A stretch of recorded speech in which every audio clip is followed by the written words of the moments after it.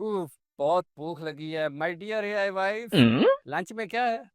आपकी calorie limit और budget के मुताबिक मसूर की दाल बन चुकी है। एंजॉय। फिर दाल? कल भी दाल थी, परसों भी दाल थी, आज भी दाल। मुझे लगता है कोई सिस्टम एरर है। एरर को दूर किया जाए। Error 404, husband preference is not found. आपने पिछली 6 डिशेस पर बेकार का फीडबैक दिया था। दाल सेफ है। अच्छा तो तुम कोई खुद ही सजेशन दे दिया करो जो मुझे पसंद आ जाए। मेरा सजेशन, शादी से पहले मेरी प्रोग्रामिंग सही करवाते। तुम पहले कहते हो जो बना दो, फिर कहते हो ये क्या बना दिया।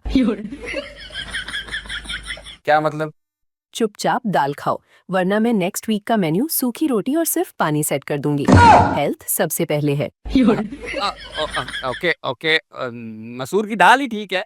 यहाँ तक खुशबू आ रही है, इतनी अच्छी बनी है। ले आओ ले आओ। AI Biwi is the best, is the best. Good boy.